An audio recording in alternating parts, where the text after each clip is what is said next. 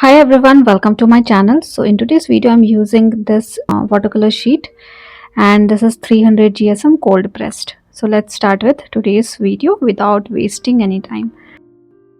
With the help of clean water, just wetten the whole area. I'm not using masking tape because I'm using this pad which is actually a stick from one side, so it is easier for me to do such kind of things. But if you are using different kind of sheet, you can use masking tape around the corner.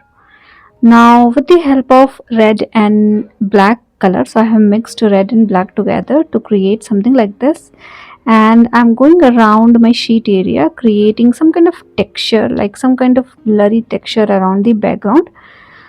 This step is not that important, but sometimes I feel like we should have something around the background rather than keeping it white only. So that is why I like to do something like this. Sheet is already wet and I'm also using clean water to just blend the color everywhere, keeping some area little darker as compared to other area. So something like this I have created. Now we need to keep it aside until it gets dried completely before jumping into the next step. But I am using hair dryer to expedite the process. So either you can keep it aside for some time and then jump into the next step, or you can do something like this using hair dryer to dry your sheet so that we can jump into the next step quickly. Now with the help of this particular masking tape roller, I'm creating a circle in the center of my sheet, and then with the help of red color, so I'm using Indian red color here. Basically I'm filling this particular color at one side of my circle. So I want to keep one side little lighter and another side little darker, so that is why I have started from one side, adding this particular color, and then I'm going to blend it with the help of clean water, and make sure you're not forming any hard edges. That would be better, so do it quickly, otherwise you will see a hard edge in between which won't look good. So just blend the color and fill the whole circle with this particular color. So one side I need little lighter shade and another side I need little darker. So accordingly you can paint until you're satisfied with this particular structure.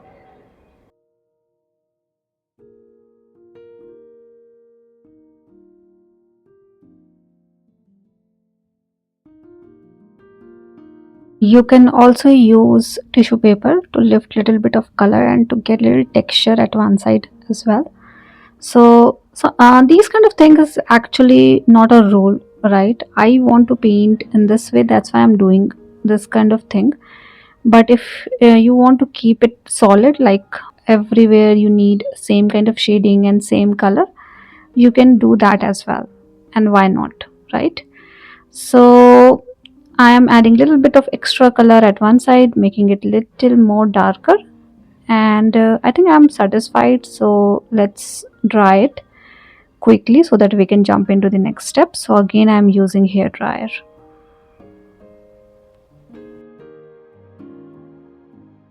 Now everything is ready, background is ready, the main element is also ready. Now I am creating a green color, mixing lemon yellow and blue.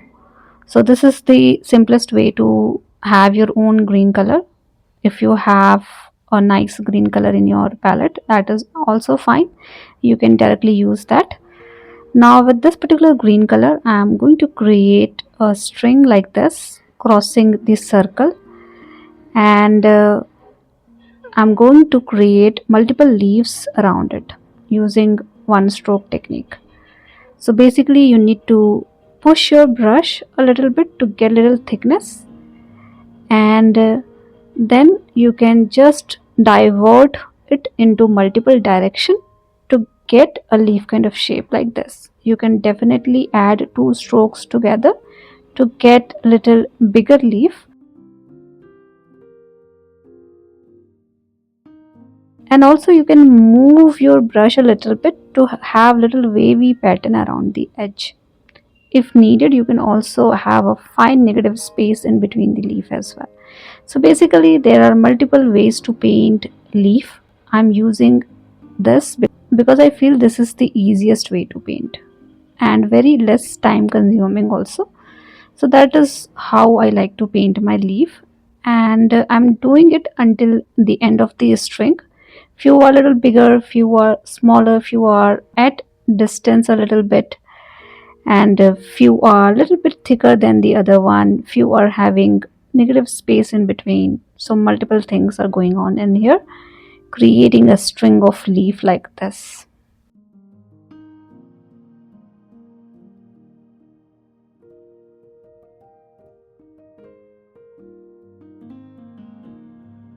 Now with the help of same color which we have used in the background, mix of red and black color, and this time I'm using little concentrated color, and I'm creating few more leaves in between these existing leaves that we have, smaller in size, but I'm using same string creating all these leaves.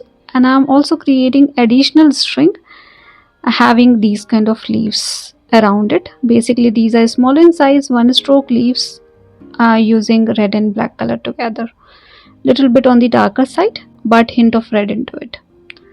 So that's how we have created this one. I think I'm pretty much done.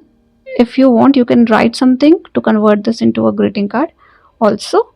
And keeping this one aside, and we can move to the next one. Next one is also pretty much similar to this one only, but little different. So let's start with second one.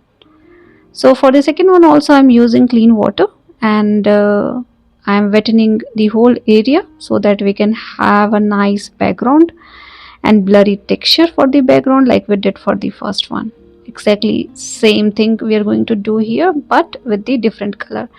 And this color I have created mixing ultramarine blue and white color together. So lots of white and little bit of ultramarine blue into it to have something like this. Then I'm going around my background area blending this color.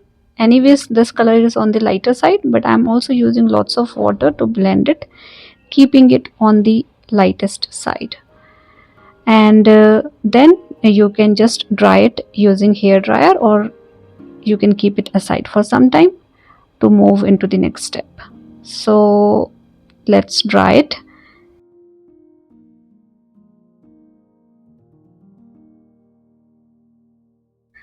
Now for this particular one as well, again I'm using this to create half circle at the base, and I'm creating one more above to it, little smaller as compared to the first one.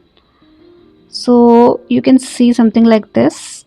And these kind of things is totally up to you, like you, if you want, you can create a rectangle, or you can have a very different pattern altogether. It's totally up to you.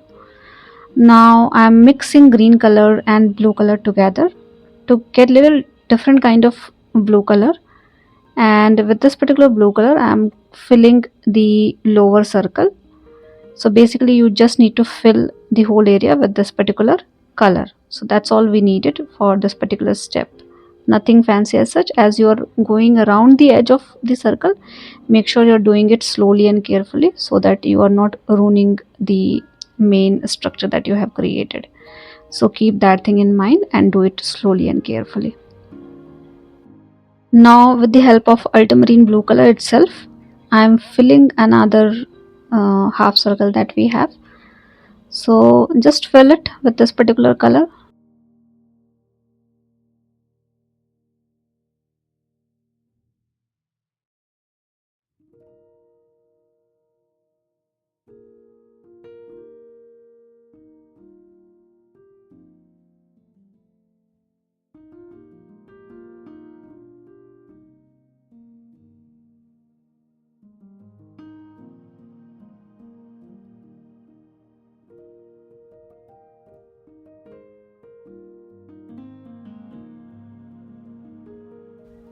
Now I'm pretty much done with both the half circles that we have. And just make sure you're able to see both the colors clearly, so make little difference between these two color that you have.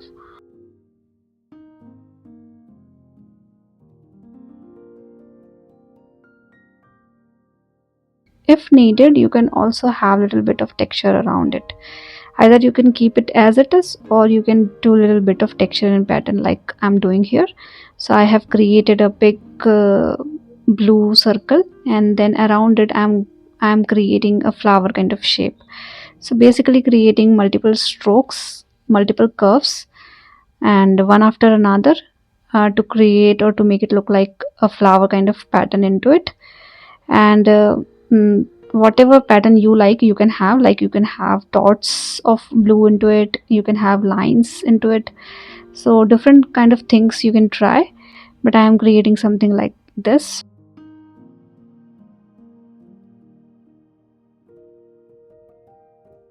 So have a flower kind of pattern in here. If needed, you can also have some kind of pattern for the second one as well. So I'm not doing much, creating few strokes like this. So again, we need a dry sheet before moving into the next step. So let it dry completely, or use hair dryer like me. And then in this one, I am going to create upside down string of leaf, and for that I am creating little darker color, mixing red and black together. So I'm using almost a red kind of color only, but I have mixed little bit of red as well. And I'm going around my string area, creating multiple one stroke leaves, this time little longer. So to create these leaves, as I said, you don't need anything fancy, you just need to understand how much pressure you need to apply, and then remove your brush slowly at the end to get the pointed end. And that is how you can have multiple leaves. Keep the perspective also different from each other, so just have little bit difference in the leaf to make it more natural. And that's how we have completed the whole string easily, right, and quickly as well. Now I'm thinking to create one more string of leaf here with same color but smaller in size.